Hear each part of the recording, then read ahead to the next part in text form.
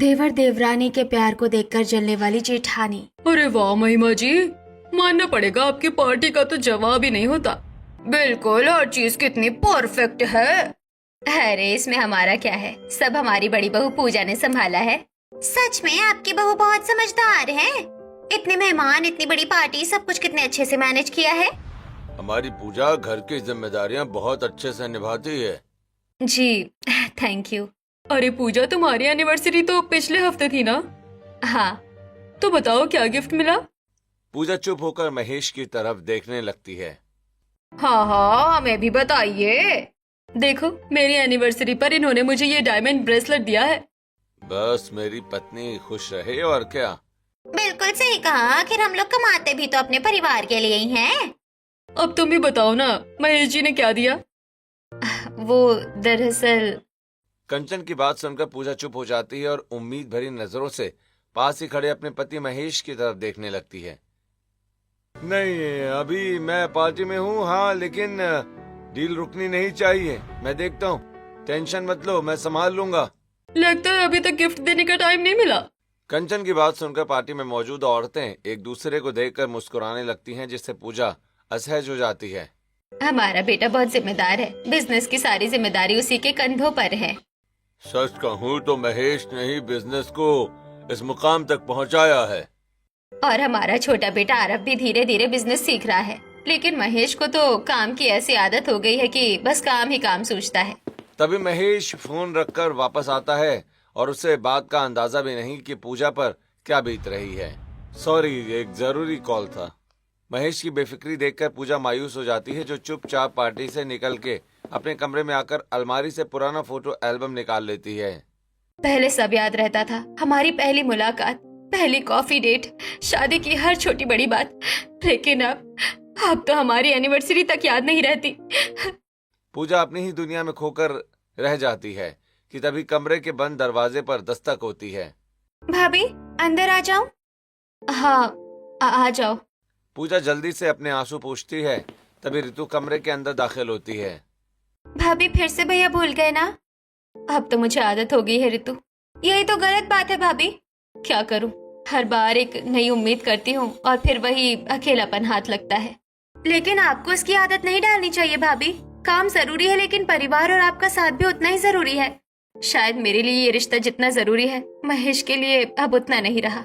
ऐसा मत कहिए भाभी, भैया आपसे बहुत प्यार करते हैं, लेकिन कभी उस प्यार का एहसास भी तो होना चाहिए ना। मैं जानती हूँ आज सबके सामने आपको बहुत बुरा लगा है। सबके सामने आज ऐसा लगा जैसे इस घर में मेरी कोई अहमियत ही नहीं है। आपकी कीमत किसी महंगे गिफ्ट या दिखावे से नहीं है भाभी, आप अनमोल हो। पगली कहेगी। दोनों बात कर रही होती हैं कि तभी नीचे से महिमा की आवाज आई।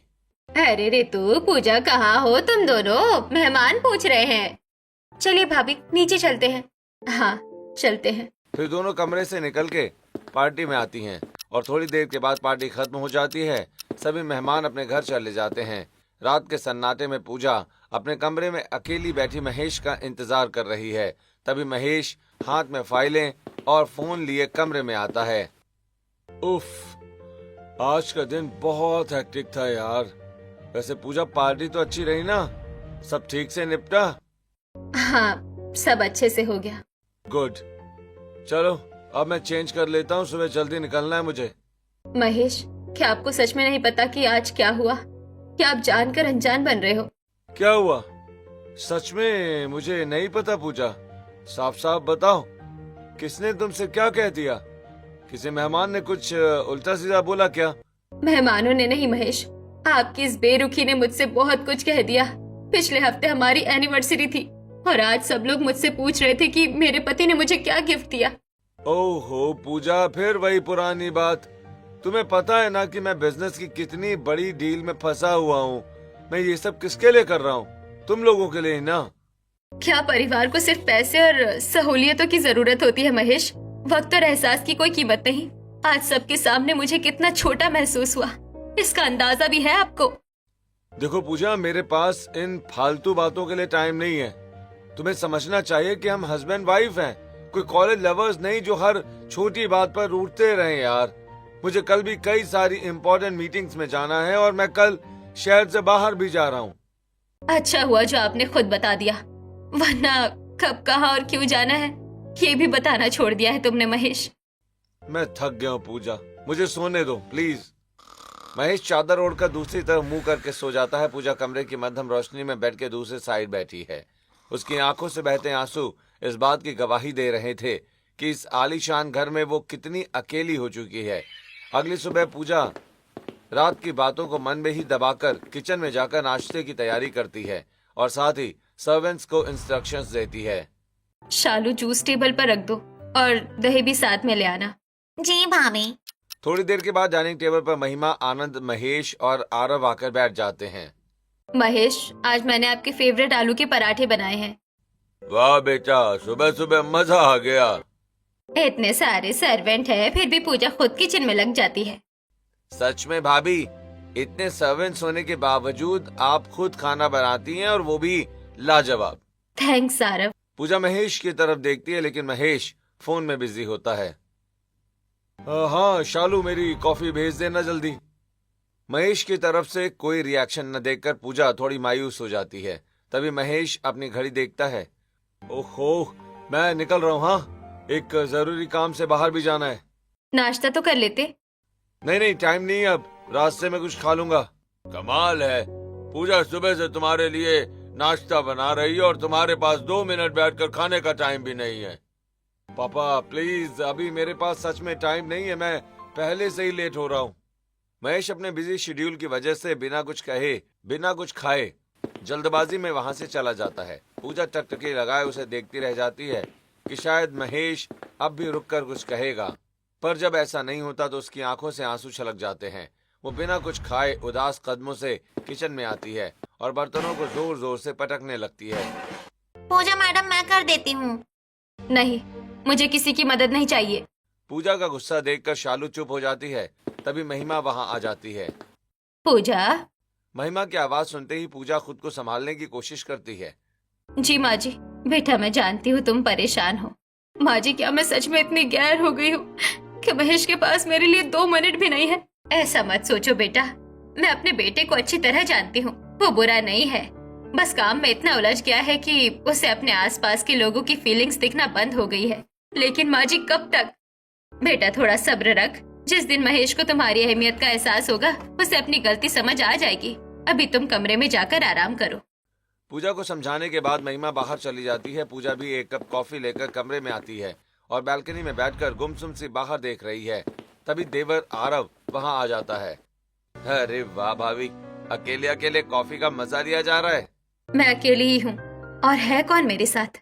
अरे भाभी, ऐसे उदास मत होइए। अच्छा एक बात बताइए, 4 दिन बाद आपका बर्थडे है ना, तो इस बार भैया की तरफ से क्या गिफ्ट मिलने वाला है? गिफ्ट? आरव, तुम्हारे भैया को तो मेरा बर्थडे याद भी नहीं होगा और तुम गिफ्ट की बात कर रहे हो। तोहफे मिलने वाला वो हसीन दौर तो कब का चला गया। अरे भाभी, ऐसा नहीं है। भैया भले ही काम में बिजी रहते हैं, पर वो आपका बर्थडे कभी नहीं भूल सकते। देख लीजिएगा, इस बार भी वो आपको सबसे बेस्ट सरप्राइज देंगे। काश आरव, जैसा तुम सोच रहे हो सच में वैसा ही हो। वैसे ही होगा। अब चलता हूँ, ऑफिस के लिए निकलना है मुझे। Okay, bye.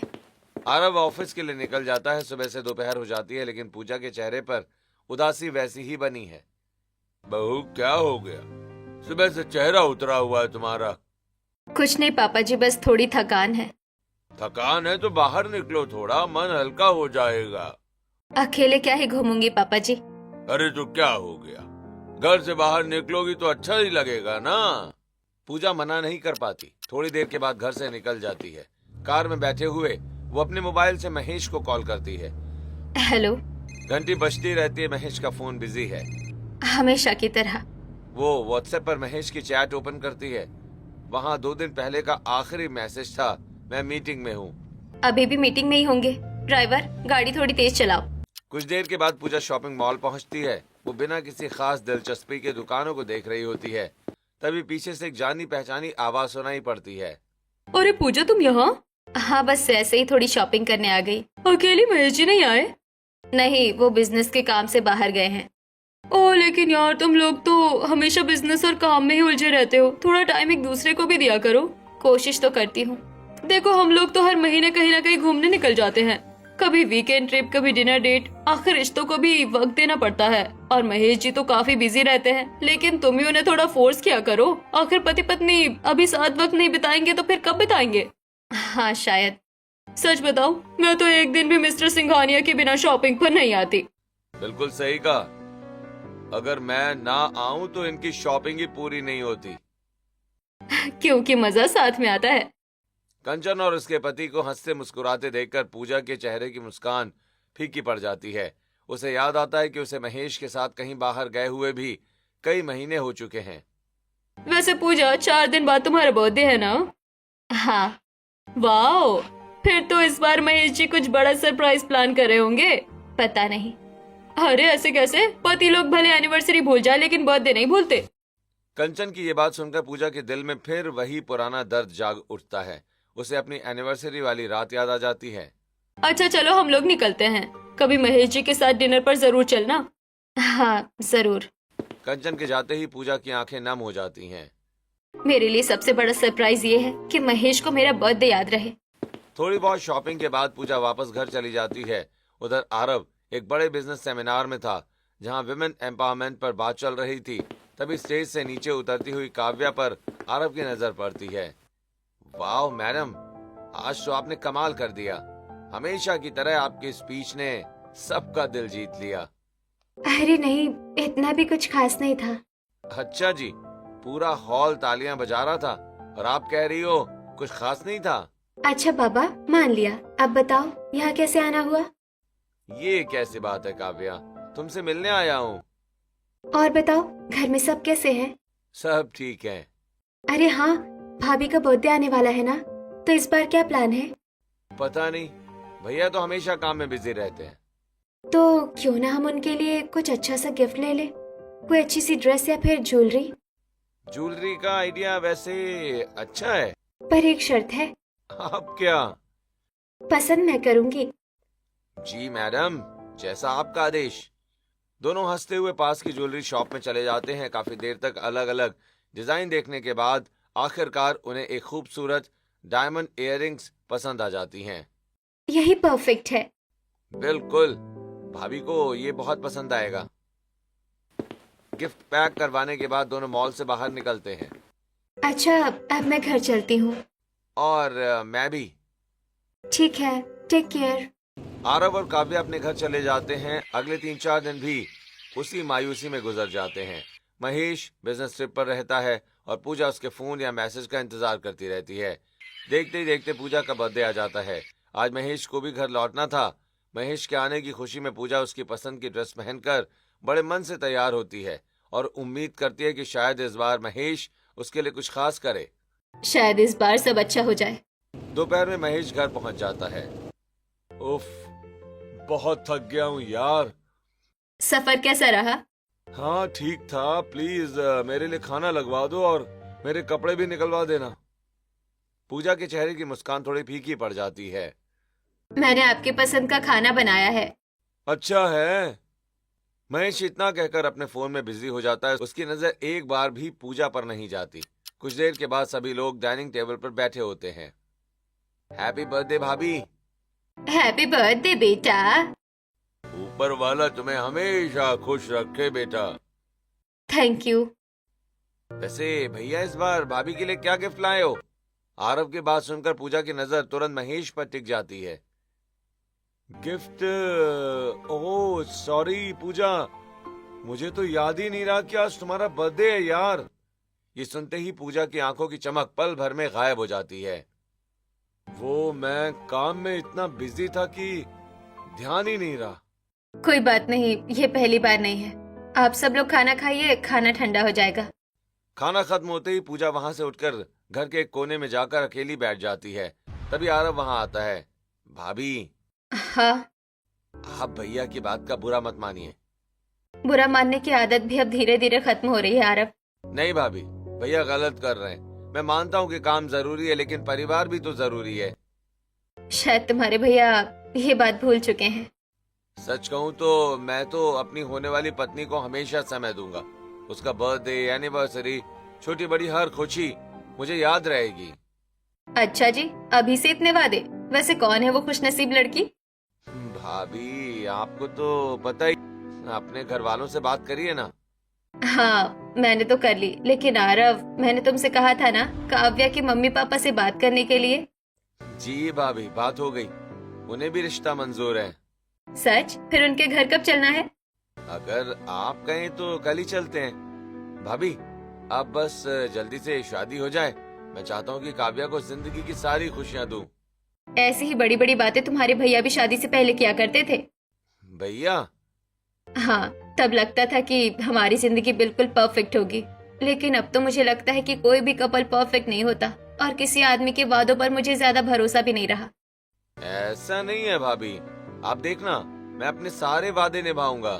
देखूंगी कितना ख्याल रखते हो। अगले दिन दोनों परिवार मिलते हैं, बातचीत अच्छे से माहौल में होती है और जल्दी शादी की तारीख तय हो जाती है। अब तो शादी की शॉपिंग शुरू करनी पड़ेगी। बिल्कुल, बहुत काम है। हम लोग काव्या को भी साथ ले चलते हैं, आखिर शॉपिंग उसी की होनी है। बिल्कुल, उनकी पसंद के बिना कुछ नहीं खरीदेंगे। अगले दिन सभी लोग शॉपिंग के लिए बाजार पहुंचते हैं। काव्या एक ड्रेस पसंद करती है। ये कैसी है?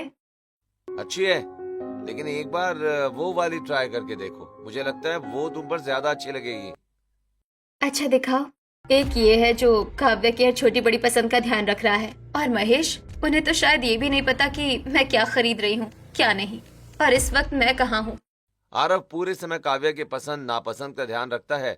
कभी उसके लिए ड्रेस चुनता है तो कभी ज्वेलरी देखने की सलाह देता है। भाभी देख रही हो, आरव तो काव्या का कितना ध्यान रख रहा है। इन्हें देखकर तो जलन हो रही है मुझे।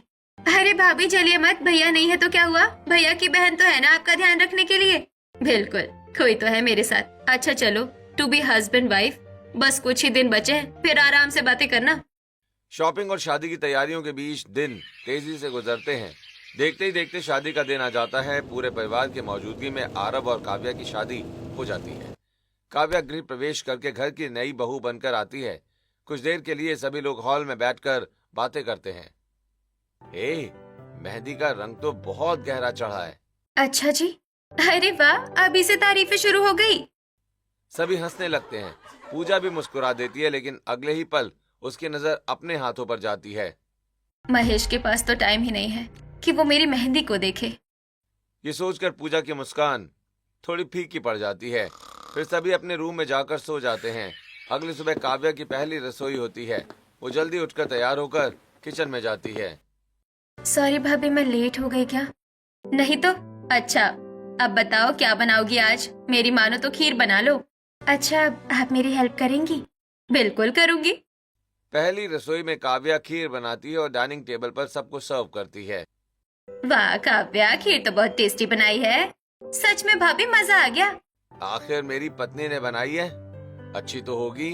वैसे काव्या, तुमने मेरी उम्मीद से भी ज्यादा अच्छा बनाया है। बस अब ज्यादा तारीफ मत कीजिए। सभी हंसने लगते हैं, लेकिन आरव के अल्फाज पूजा के दिल में खंजर की तरह चुभते हैं। काव्या कितनी खुशकिस्मत है।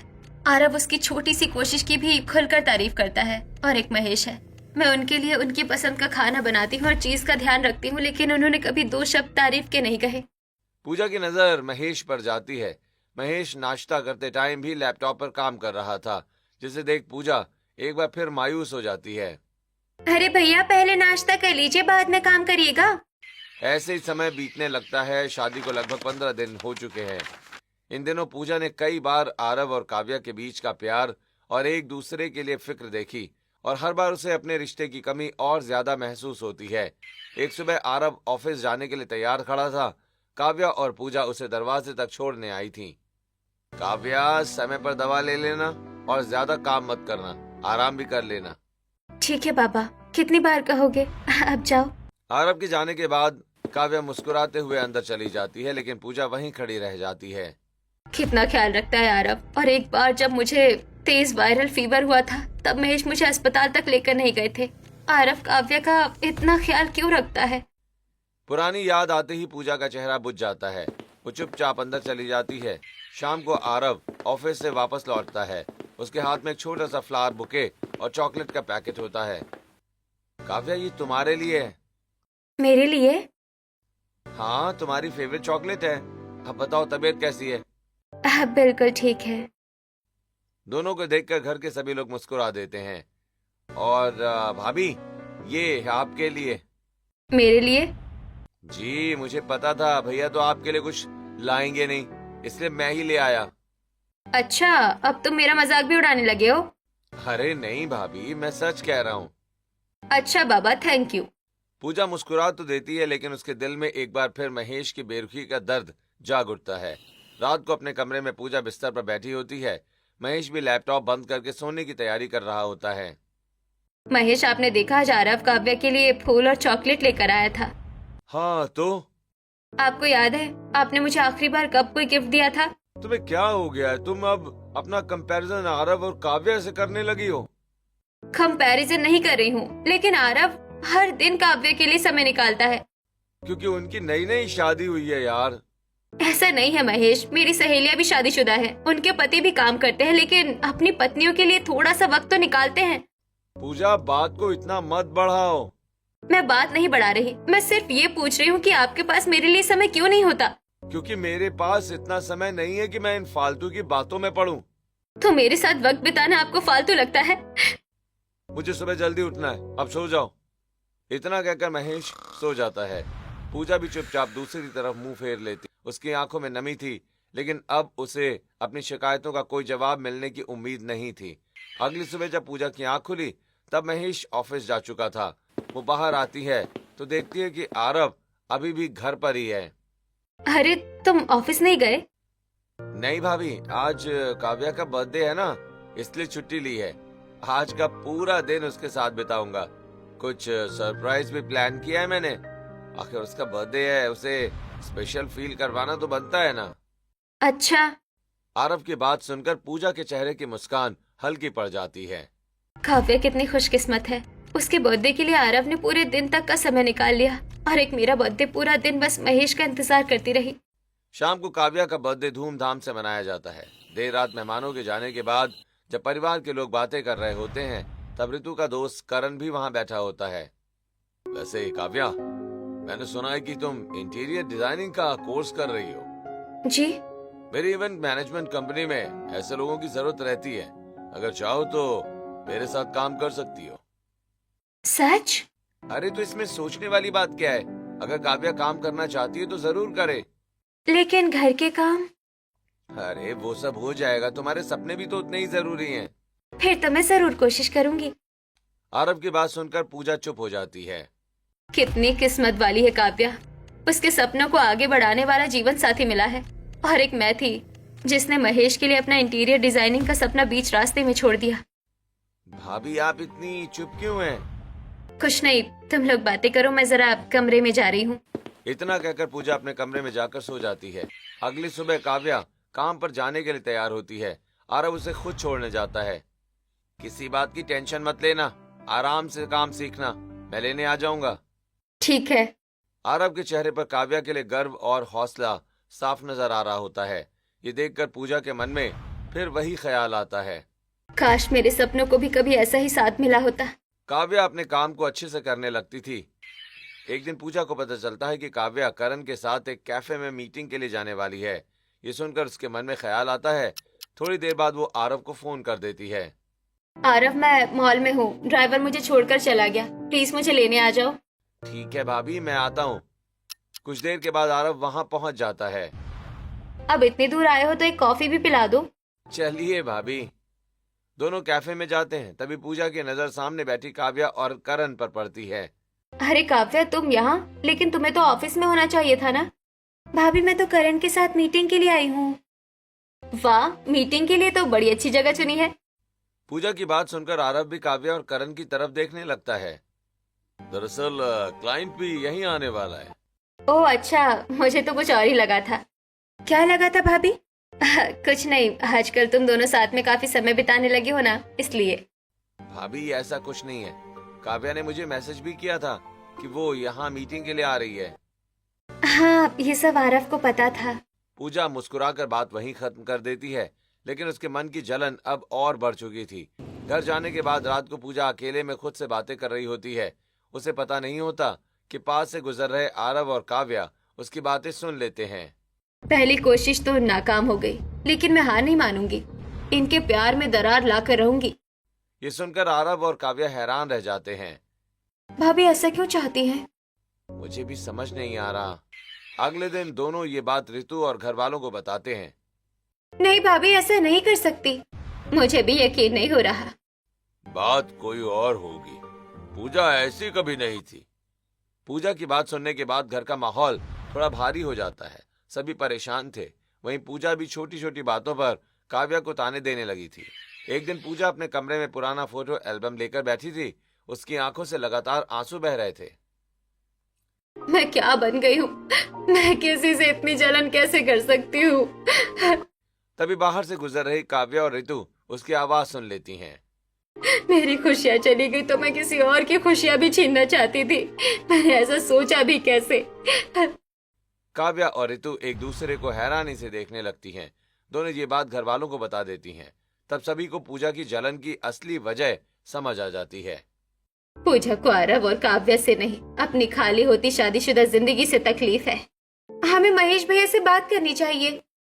उसी शाम महिमा महेश को समझाने की कोशिश करती है। बेटा, थोड़ा समय पूजा को भी दे दिया करो। माँ, अभी मेरे पास इन सब बातों के लिए समय नहीं है। अगले दिन रितु भी महेश से बात करती है। भैया, भाभी को सिर्फ आपका साथ चाहिए।